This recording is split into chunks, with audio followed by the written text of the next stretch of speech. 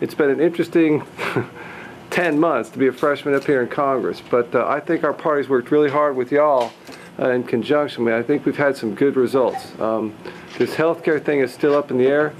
We say that Senator Reid now is going to push the public option.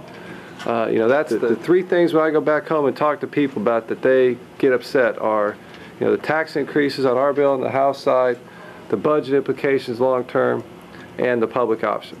And with the public option, they understand that that's going to get the government involved in the healthcare process. In effect, put a government bureaucrat in a treatment room with you. And it's a terrible idea, and it'll be interesting to see what's going to happen. I wish I could tell you I knew, but I'm particularly proud of in my district. We've got a constituent whose granddaughter, was the woman who broke down Acorn, and that was because of y'all that we got them. I mean, if you'd have told me we're going to get Acorn run out of the building, at least put them on their back heels, I said no way. They're beyond, but. Because a couple of American citizens took it upon themselves to care about their government, fight for making sure that the taxpayer dollars are spent on something reasonable, went in with, those are incredible stories. I mean, you almost wanted to laugh when you saw it. It's like, no way. There's nobody to answer these questions. She's talking about setting up, they're setting up a brothel here and importing people from overseas. And yet, what we know about Acorn, they just, yep, here you go. Here's the forms you need to fill out. Here's the advice. And so far, it's been good. It's brought it to the American public's attention. What influence has the mainstream media had on your job as a congressman? A lot of influence. We're fighting them every day and on the bigger issues. On the health care, the cap and tax bill. The media portrayed things in a much different way than we saw them and the American people saw them at the end of the day. And it's a battle we've got to keep fighting. Now, we've got some allies out there. Fox News, the talk radio. But we need to keep developing sources like this, the blogs and the internet. It's a very powerful source, and we need to do our best to exploit it. What single recent issue, in your opinion, has the mainstream media most distorted? Oh boy, that's tough question. That is a tough question. There's been so many. I think the one thing that has stuck out this week is the administration attacking Fox News for being not being a news media and a news organization, just a partisan part of the Republican Party. That's not true.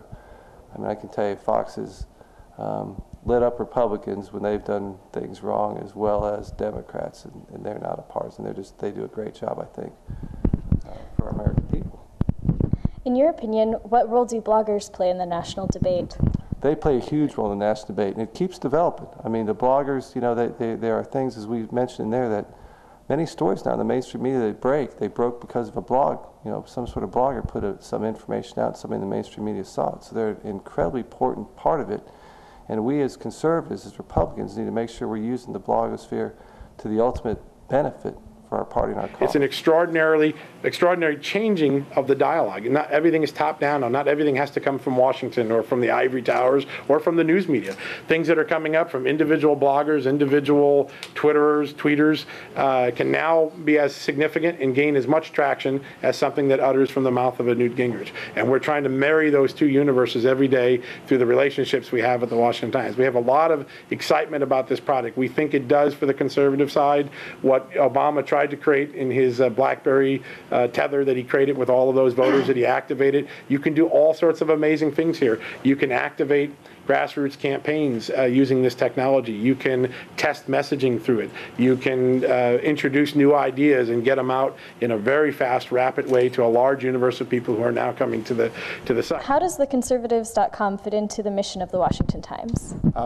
At the end of the day, a newspaper is essentially a platform for people to talk and dialogue and discuss ideas. And so after we publish the news every day that gives people talking points or things to engage about, there's now an opportunity, a playground for them to engage among themselves. And so all we're doing is facilitating a healthy discussion, just as our founding fathers intended. In the old days, a newspaper would come out and then people would come into the town square and they'd have maybe there'd even be a town crier to announce the event, and people would talk all day in the middle of the town square. And so we hope at the end of the day that theconservatives.com is one of those town square places where people come, they read the newspaper, they get ideas, they want to take action, they want to meet other like-minded people, they want to discuss issues seriously, and that's what we hope theconservatives.com will become. So is there a liberal counter side, or would you count just CNN and all the rest of them? I'll tell you what I would like to ultimately create, because I think it would be good for the newspaper.